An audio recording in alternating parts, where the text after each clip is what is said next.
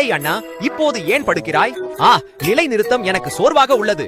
இனி மட்டும் படுக்குவோம், இல்லையெனில் உருளைக்கிழங்குகள் பெரிதாகும். பெரிய உருளைக்கிழங்குகளை யாருக்கு தேவையில்லை? ஆபத்தை யாருக்கு எப்படி கொடுப்பாய்? இளம் நண்பா, நீ புரியவில்லை. உன் நடத்தை காரணமாக உன்னை கேட்க விரும்பேன். இல்ல, நல்ல உருளைக்கிழங்குகள் வளர்த்து நேரம் வந்தால் உன்னை சிறந்த விலையில் விற்குவேன். சரி, அப்போ நீ வளர்க்க முயற்சியை விட முறையானவை எதுக்கு முக்கியம் என்பதை நான் உனக்கு காட்டுவேன்.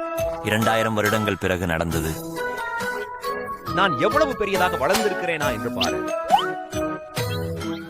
வாவ், இவை அடுக்கு நட்ட உருளைக்கிழங்குகள் உண்மையில் நல்ல விலை தருகின்றன. நன்றி. நீ ஏன் பார்க்கிறாயே? நான் அவனை விட பெரியதாக வளர்ந்துள்ளேன். வெறும் பெரியதற்கு என்ன பயன்? அவை சிறிய உருளைக்கிழங்குகள்.